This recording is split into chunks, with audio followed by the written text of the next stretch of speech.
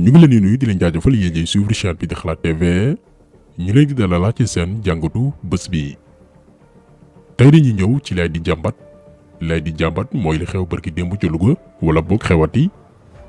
ndax il suffit nga recueillir des témoignages déglu sénégalais bu nekk expérience bi mu am ci hôpitaux yi nga rendre compte que ni kaaw Astou Sokhna bi xew barki démb yàlla na suuf woyof ci kawam liñ naan ce n'est que la face visible de l'iceberg. benn la ci ay millions de cas yi sénégalais yi di jànkoonteel ci bërëb bu fajukaay yi moo tax ñu bëgg ci vidéo bii bu weesoo dossier bi ñuy aborder tey ku am cas bu particulier boo dund boo ko mënee def ko en commentaire ngir organisation yi fas yéene porter combat bi ñun bu jaree ñu capturer mboolem seeni témoignage bind ko envoyé leen ko ngir jëf yu mel ni bañ a rester impuni mu bañ a doonati cas bu ñuy coow ñetti fan jàll ci beneen mbir. ndax bu ñu demee ba fi ñu yaakaaree ni fa la ñu war a muccee gannaaw ndimbalu suñu borom foofee wëlbatiku doon l'enfer fitna ci ñun te moonte suñu koppar moo fay dem jot nañu taxaw taper sur la table ngir mu dakk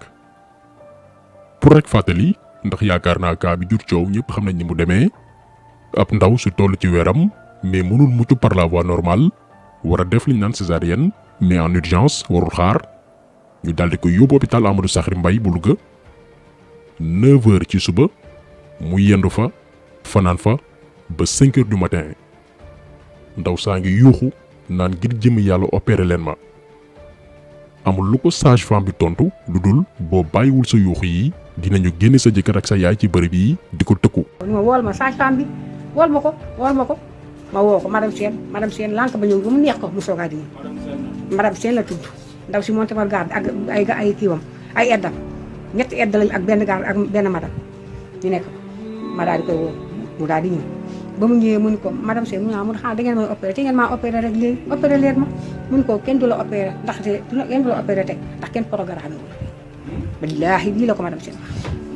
wax kenn programme wu la teg suba lañ la programme mu ne mu ne waa kon baax na mu daal di toog toogaat ba mu yàgg ne sax affaire bi gën di métti dangaa di métti muy gën a métti muy battar ñi ko rek di battar ñi daal di ma woo la madame Sène. mais li gën a doy di waar mooy ba tey ci même hôpital boobu noonu muy Amadou Sakhir Mbaye même personne bi muy Astou Sokhna ndege ni daawati jéeg ñàkkoon na fa doomam bu jigéen gannaaw ba matoo ba noppi ndax négligence maanaam moom soxna ci gàttal dañ ko rek jekkali te du moom dong moo fa dund yu ni mel ndax bi ñu partagé woon xibaar bi suñu page Facebook ay nit ñooy témoigner naan lu ngeen wax ci hôpital Amadou Sakhir Mbaye bu Louga rek bàyyi ngeen lu bare bari. kon ñoom ndekete yàgg nañoo def ay victimes mais comme que dañoo nekk ci réew masla ku ne da nga naan yàlla baax na alors que ay bandi ay nit yu ñàkk yërmande dañoo nekk ci hôpitaux yi daañu ñëw ci lan moo tax ñu utiliser kàddu yi ndax itam balaa ñu joxuñ baraamu tuuma état ak i bànqaasam daf ci am yoo xamante nii diggante nit ak nit la doomi aadama ak doomi aadama responsabilité personnelle la ki amee jàngoroom ñëw ci yow. donte sa lépp matewul yaa ngi liggéey ci ay conditions yu métti mais accueil bi ni ngay dalalee malade bi ba mu far sax fàtte méttitam lii du ministre moo la koy jàngal du président moo la koy sas yow da nga prêter serment ci métier boo xamante ni yaa ko tànnal sa bopp kenn forcé wuloo ko waat ba noppi daal di tënku ci benn déontologie charte boo xam ni moo la naan lii ak lii moo la warloo ki feebar te yaakaar la gannaaw yàlla. mais ak cas yi fi xew depuis des années lu ko waral li ko waral mooy personnel bu indiscipliné ñàkk kersa ñoo xam ne bu ñu wax ak yow dañuy mel ni ñoo la gën te moonte yow yaa leen fa teg di leen fay dañ la war a tarbiyu di leen neexal. aide bi la ou bien sage-femme bi la mais ñi nga xamante ni ñoo gàddoon keroog kenn ci ñoom nee na ko soo bàyyiwul yi ngay def nii damay génnee sa jëkkër génnee sa yaay mu des fi man ak yow. boobu yaa ngi foofu. réagir waxoo dara. non maa ngi toog parce que comme ñoom ñoo ko géré man dama jàpp ni xëy na lu ñu ci def man xam nañ ko ma toog man ko mais génn moo mënul nekk mu ne ma mi ngi naan wax bàyyi ma dama bëgg a daanu man ko non duma la bàyyi man maa ko coincé ci lal bi pour bañ mu daanu boobu ay 5h du matin moo jot. donc lii la sénégalais yi rawatina jigéen yi di jànkoonteel ci bërëbu fajukaay yi ñun gis nañ ay témoignages yu femmes yoo xam ne nee nañ buñ doon matu dañ leen doon saaga ñi ñu yëkkati ay kàddu yu ñàkk war ma di ko teg seen kaw. yoo xam ne ñun ñemewuñ ci jaaraat mais dañu des ba tey ci responsabilité ñoom personnel sanitaire bi li ñu bari dul duut baaraam mooy ñeme yàlla gi yenn ci ñoom ñeme yàlla da ngay nekk seen loxo ñu négliger la ba nga faatu ñoom ci seen wàllu bopp xam ni seen responsabilité mi ngi ci biir ñu jël certificat de décès bi bind ci mort naturelle maanaam daal yàllaa ñëw alors que ñoom ci seen wàllu bopp xam na ni ñoo rey. même chose moo amaat ci kaw ndaw si Astou Sokhna sàgganee nañ ko ba mu wujj suñu borom ñu ne seen yoon newu ci yàlla moo ko dogal. mort naturelle lañ ci def donc même sage-femme bi ko defar sax amul defu ci signature am. lan moo tax deful signature am. xaw ma bi ñu demee ba xam ne loolu am na ñoom sonde bi nga xam ne ñoom moom lañ ko defaloon sax man maa ko dindi man en tant que jëkkëram man maa ñëw ubbi tànk yi rocc sonde bi mu dem gu metti nag souffrir nekk ci biir hôpital bi souffrir ba xëy dem lii moo ma dal hôpital régional bu Louga Amadou Sakhir Bay. lii nag di li ñu mën a dippee l'affaire de trop maanaam bu doon luñ doon muñ di ko ruumandaat jot na Sénégalais yépp taxaw ngir mu dakk ndax taxaw temm dong mooy tax kilifa yi réagir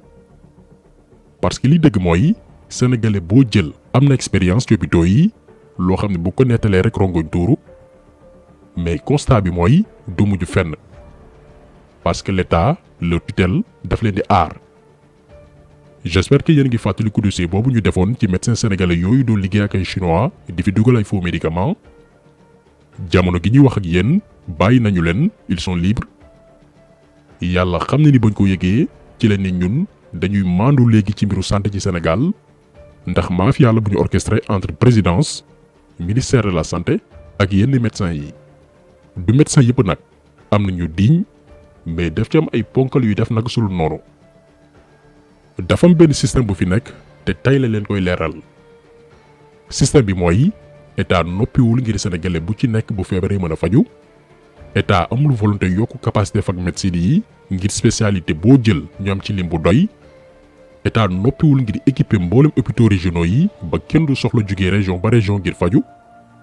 il préfère jël xaalis boobu noonu dugal ko ci yeneen yoo xam ne ñoom daañ ci mënul luubal xaalis ay projet wu milliards te du am benn trace. léegi nag ponkalu médecin yi nekk Sénégal te waroon porter combat bi tax état jox gëdd wàllum santé ñu bari dañ naan pat parce que ci benn côté manquement yi am ci hôpitaux publics yi avantage lay doon pour ñoom ngir investir ci privé bi lii mooy dëgg moo tax clinique privée yi mel ni tulleek màlle ci réew mi lu ci bari ñoom ñoo ko moom. léegi yow en tant que sénégalais lambda boo yoree xaalis da ngay daagu ndànk ci clinique privée yi malgré toi parce que amoo pexe. mais beneen bi gën a garaaw mooy wax nañ leen sànq ne état deful benn pexe ngir renforcer médecins yi ba mbiru personnel bu doy ñu régler ko li ko waral mooy recrutement yaa ma neex yi am ci hôpitaux yi ñoo xam ne jànguñ médecine duñu ay professionnel xamuñ luy code de déontologie médicale ñu recruter leen parce que ay militants au parti au pouvoir lañ. lii du suñuy kàddu un acteur du système sanitaire moo ko wax muy Cheikh Seck ci plateau TFM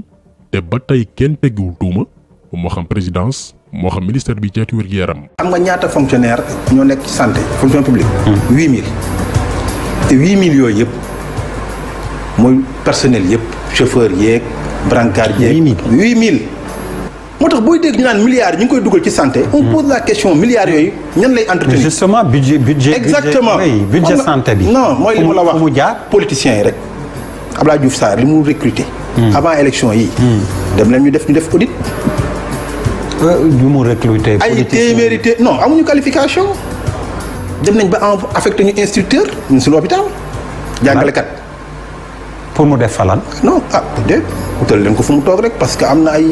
lu mu koy jox ak yooyu. dem naa ba am ay agents yoo xam ne pendant 20 ans ñu ngi travailler ci structure bi nekk ay aides-soignants